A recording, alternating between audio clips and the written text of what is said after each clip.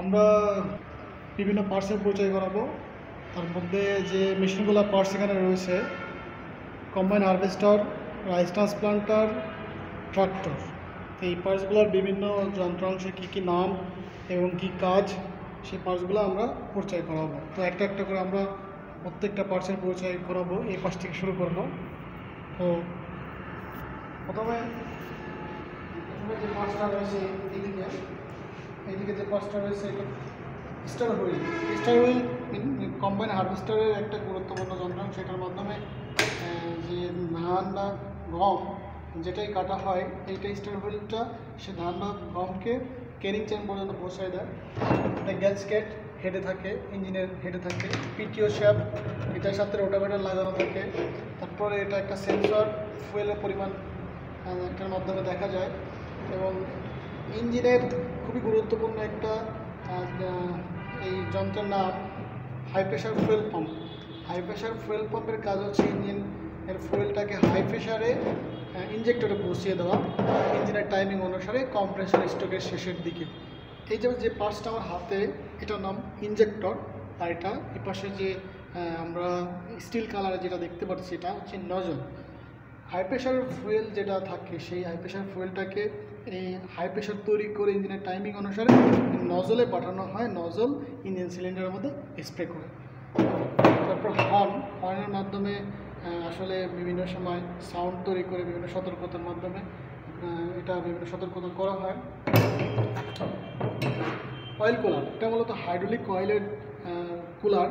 তো এটা মূলত রেডিয়েটরের মধ্যে কাজ করে। রেডিয়েটরের ফিন্স দেখা যাচ্ছে। হাইড্রোলিক অয়েলটা যখন অনেক প্রেশার দেওয়া হয়, তখন হাইড্রোলিক অয়েলটা গরম হয়ে যায়। এবং এই গরমটাকে ঠান্ডা করার জন্য সেম রেডিয়েটরের মতো এই ধরনের হাইড্রোলিক অয়েল ব্যবহার করা হয়। ডিজেল ফিল্টার, এটা মূলত গ্যাসোলিন ইঞ্জিন, পেট্রোল বা অকটেন চালিত বড় ধরনের ইঞ্জিনে এই ধরনের ডিজেল ফিল্টার ইউজ করা হয়। এখানে ডিজেল ফিল্টার এবং সাথে ফুয়েলের চাবি একসাথে লাগানো আছে। এটা ইঞ্জিন অয়েল ফিল্টার, বড় ধরনের যে গ্যাসোলিন ইঞ্জিন বা পেট্রোল ইঞ্জিনে এই ধরনের ইঞ্জিন অয়েল ফিল্টার ইউজ করা হয়। তারপরে ইঞ্জিন হেড ভাল্ব, এটা মূলত ইঞ্জিন হেডের সাথে এই ধরনের ভাল্ব লাগানো থাকে। এই সিলিন্ডারের মধ্যে বাতাস প্রবেশ এবং পুরা গ্যাস বের হওয়ার জন্য এই ধরনের ভাল্ব ইউজ করা হয়। এখানে দুইটা ভাল্ব আছে, একটা এক্সস্ট ভাল্ব আর একটা ইনটেক ভাল্ব। ইনটেক ভাল্বের কাজ হচ্ছে বাতাস প্রবেশ করা এবং এক্সস্ট ভাল্বের কাজ হচ্ছে পুরা গ্যাস বের করে দেওয়া। এখানে টেম্পারেচার গেজের মাধ্যমে আপনার ইঞ্জিনের টেম্পারেচার কী পরিমাণ আছে সেটা এই টেম্পারেচার গেজের মাধ্যমে দেখা যায়। পিস্টন, ইঞ্জিনের খুবই গুরুত্বপূর্ণ যে যন্ত্রটার নাম হচ্ছে পিস্টন। সিলিন্ডারের মধ্যে বাতাসকে চাপ দেওয়ার জন্য এবং পুরা গ্যাসের ধাক্কায় সেই থ্রাস্ট ফোর্সটা কানেক্টিং রডের মাধ্যমে ক্র্যাঙ্কশ্যাফটে পৌঁছে দেয়। এই পিস্টন খুবই গুরুত্বপূর্ণ। এখানে পিস্টন রিং ইউজ করা হয়। রিকয়েল স্টার্টার, যে ধরনের ইঞ্জিনে রশি টেনে স্টার্ট করা হয়, সেখানে এই ধরনের রিকয়েল স্টার্টার ইউজ করা হয়। রশি টান দিলে এখান থেকে দুইটা ফর্ক বের হয়ে যায় এবং ক্র্যাঙ্কশ্যাফটের সাথে সংযুক্ত হয়ে ক্র্যাঙ্কশ্যাফটটি ঘোরে। তারপরে ফ্লাশ, এটা হচ্ছে রিলের কাজটা হচ্ছে বিভিন্ন সময় হাই অ্যাম্পিয়ার কারেন্টটাকে সুইচের মাধ্যমে নর্মালি ওপেন এবং নর্মালি ক্লোজের মাধ্যমে এটা সংযোগ করে। এটা মূলত টার্নিং ক্লাচ এবং অ্যাক্সিলারেটর একসাথে। এই যন্ত্রটার নাম অ্যাক্সিলারেটর, যেটা আমি হাত দিয়ে ঘোরাচ্ছি। এটা মূলত পেট্রোল ইঞ্জিন বা অকটেন চালিত যে ইঞ্জিন, গ্যাসোলিন ইঞ্জিন ইউজ করা হয়।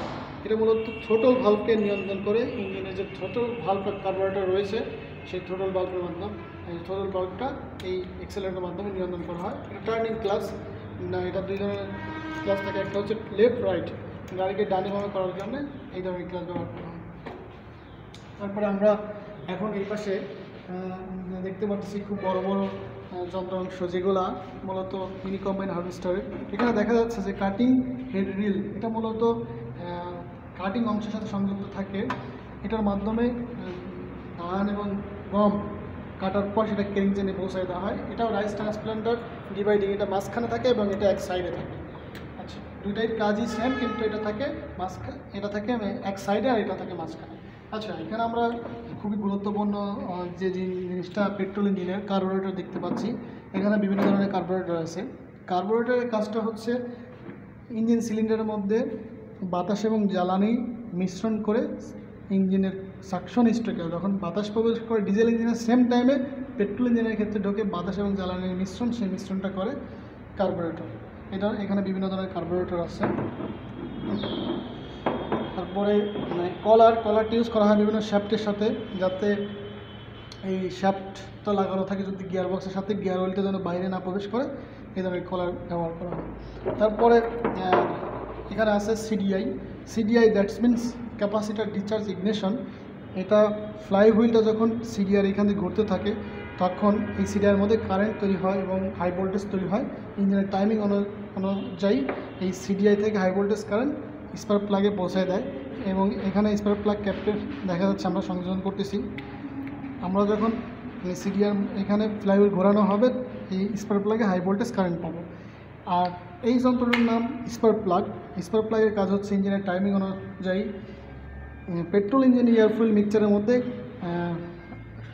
আগুন ধরানো বা প্রজ্বলন ঘটানো বা স্পার্ক করা। এটা মূলত 4000 থেকে 40000 ভোল্টেজ পর্যন্ত এই ধরনের স্পার্ক প্লাগ ইউজ করা হয়। তারপরে ক্লাস প্লেটের কাজ হচ্ছে ইঞ্জিন এবং গিয়ার বক্সের মাঝখানে যে সংযোগ করা এবং সংযোগ বিচ্ছিন্ন করা, এই ক্লাস প্লেটের মাধ্যমে ঘর্ষণের মাধ্যমে সংযোগ হয় এবং বিচ্ছিন্ন হয়। এখানে ডিস্ক টাইপ ক্লাস প্লেট আমরা দেখতে পাচ্ছি। আরেকটা জিনিস ক্লাস প্লেটের মতোই, এটা হচ্ছে ব্রেক ডিস্কের কাজ হচ্ছে ইঞ্জিনের গতি চাকায় যখন সরবরাহ করি চাকাকে থামানোর জন্য বা নিয়ন্ত্রণ করার জন্য গাড়িতে এই ধরনের ব্রেক ডিস্ক ইউজ করা হয় দ্রুত থামানোর জন্য, এবং যেসব গাড়ির গতি বেশি থাকে বা দ্রুত থামানোর প্রয়োজন হয় সেখানে এবং ভারী গাড়িকে এই ধরনের ডিস্কের মাধ্যমে এই ধরনের ব্রেক ডিস্ক ব্যবহার করা হয়। আচ্ছা, এখানে আমরা খুব ইম্পর্টেন্ট আরেকটা জিনিস হচ্ছে এই লাইনারের মধ্যে মূলত পিস্টন ওঠানামা করে।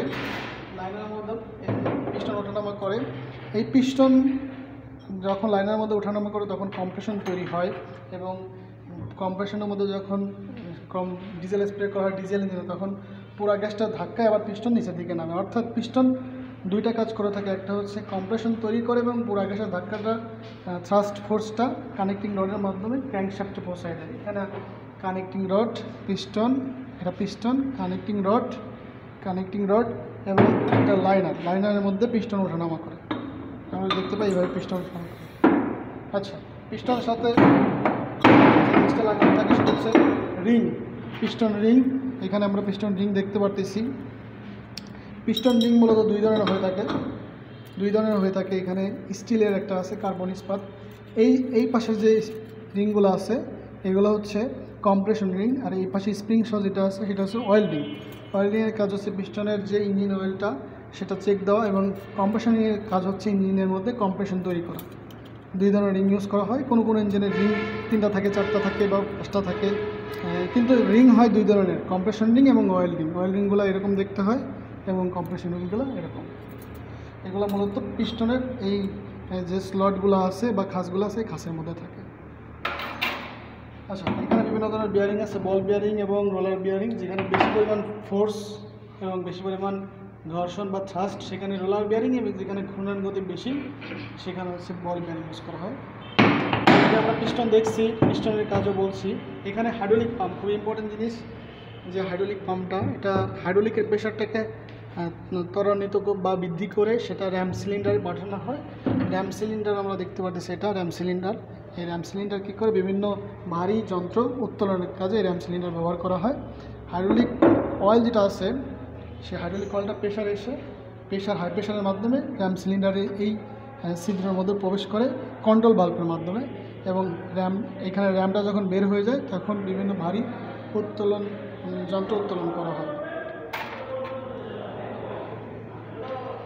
আচ্ছা, এরপরে যেটা আছে সেটা হচ্ছে অল্টারনেটরের কাজ হচ্ছে বিদ্যুৎ তৈরি করা। এটার মাধ্যমে বিদ্যুৎ তৈরি করে এবং ব্যাটারিকে চার্জ করা হয় এবং বিভিন্ন ইলেকট্রিক্যাল যন্ত্রপাতি পরিচালনা করা হয়। অল্টারনেটরে প্রথমে এসি তৈরি করা হয়, পরে এটাকে ডায়োডের মাধ্যমে ডিসিতে কনভার্ট করা হয়। রেকটিফায়ার বা ডায়োডের মাধ্যমে ডিসিতে কনভার্ট করা হয়। যে ইঞ্জিনের যেগুলো হচ্ছে বড় ধরনের ইঞ্জিন, সেখানে সেই ধরনের ইঞ্জিনে এই ধরনের ফিল্টার ইউজ করা হয়। এটা মূলত ইঞ্জিন অয়েল ফিল্টার। এটার মাধ্যমে ইঞ্জিন অয়েল পরিষ্কার করে ইঞ্জিনে বিভিন্ন প্যাসেজে বা ইঞ্জিনে বিভিন্ন ছিদ্রতে প্রবেশ করানো হয়। আচ্ছা, আমরা যে নতুন একটা যন্ত্রের সাথে পরিচয় করাই দেব, এটা হচ্ছে ম্যাগনেটিক ক্লাস। বিভিন্ন ধরনের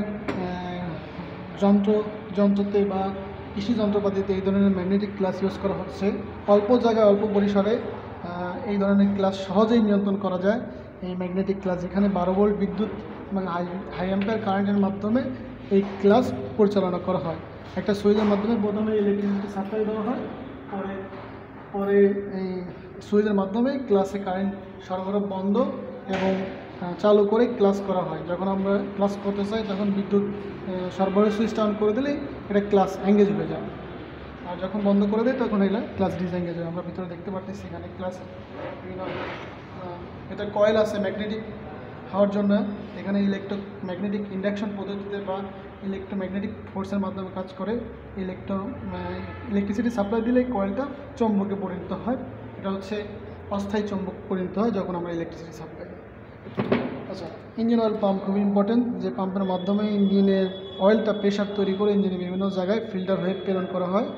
এই ইঞ্জিন অয়েল পাম্পটা গিয়ার টাইপ, এখানে একটা গিয়ার আছে, দুটা গিয়ার আছে। Gear type engine oil pump, ইঞ্জিনের মধ্যে যে অয়েলটা থাকে সেটা হাই প্রেশারে বিভিন্ন জায়গায় পৌঁছে দেয়। ক্যারিং চেন ফিঙ্গার সহ এগুলো মূলত কম্বাইন হারভেস্টারের।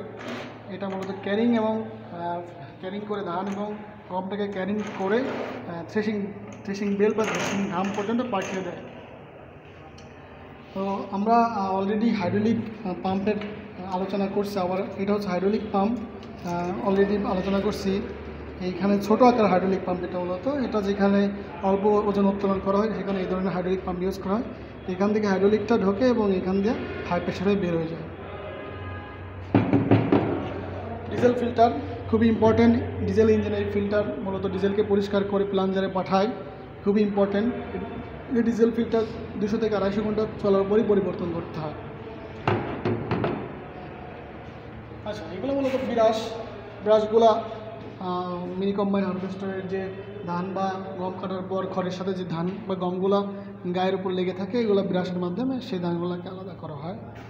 রিলিজ বিয়ারিং খুবই ইম্পর্টেন্ট। যে জিনিসটা রিলিজ বিয়ারিংটা মূলত ক্লাস এঙ্গেজ ডিসএঙ্গেজ করার জন্য যে ফিঙ্গারে চাপ দেয় সেটা হচ্ছে এই রিলিজ বিয়ারিং। এই রিলিজ বিয়ারিংয়ের মাধ্যমে ফিঙ্গারে চাপ দিয়ে ক্লাসকে এঙ্গেজ এবং ডিসএঙ্গেজ করা হয়। তারপর এটা রাইস ট্রান্সপ্লান্টার সাপোর্টিং প্লেট, এটার মাধ্যমে চেন যেটা হচ্ছে ফিঙ্গার চেন, যেটা ক্যারিং চেন, সেটা ঘোরানো হয়। এখানে আমরা দেখা যাচ্ছে ভিতরে স্পকেটের মাধ্যমে চেনকে ঘোরানো হয়। আচ্ছা, এটা টেম্পারেচার সেন্সর, এটার মাধ্যমে টেম্পারেচার কী পরিমাণ, PT100 সেন্সরটার নাম, কী পরিমাণ টেম্পারেচার সেটা এই সেন্সরের মাধ্যমে জানা যায়। এই যে গিয়ার সহ যে শ্যাফটটা দেখতে পাচ্ছি, এটা হচ্ছে গিয়ার বক্সের মধ্যে থাকে গিয়ার শ্যাফট। এই গিয়ার শ্যাফটের মাধ্যমে বিভিন্ন সময় গাড়ির গতি কম এবং বেশি করা হয়। দেখা যায় যে বিভিন্ন সময় গাড়ির গতি বিভিন্ন অনুপাতে সরবরাহ করার প্রয়োজন, তখন এই গিয়ার শ্যাফট ব্যবহার করা হয়। তো এখানে আরেকটা গিয়ার শ্যাফট দেখতে পাচ্ছি, একটা হচ্ছে ড্রাইভ শ্যাফট, একটা ড্রিভেন শ্যাফট।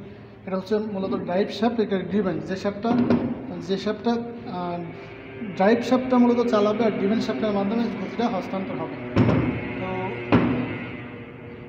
এখানে ট্র্যাক পুলি তো মূলত যেখানে কলার টাইপ চাকা থাকে না, কলার থাকে, কলারের মধ্যে এই পুলিগুলো থাকে কলারকে নির্দিষ্ট জায়গায় রাখার জন্য অথবা কলারকে ফ্ল্যাট পজিশন রাখার জন্য এই ধরনের পুলি ব্যবহার করা হয়। তারপরে কাটিং ব্লেডটা মূলত ইউজ করা হয় কম্বাইন হারভেস্টারে, যেখানে ধান বা গম কাটার জন্য এই ধরনের কাটিং ব্লেড ইউজ করা হয়। এই কাটিং ব্লেড দেখা যাচ্ছে নিচের দিকে একটু উপরের দিকে। সর্বোপরি যে বিষয়টা হচ্ছে, আপনারা যারা এই চ্যানেলটা দেখছেন অবশ্যই সাবস্ক্রাইব করবেন, তারপরে এখানে বেল বাটনের চাপ দেবেন এবং পরবর্তী আপডেট পেতে অবশ্যই এই চ্যানেলের সাথে থাকুন। সবাইকে ধন্যবাদ। Engineering 360 degree.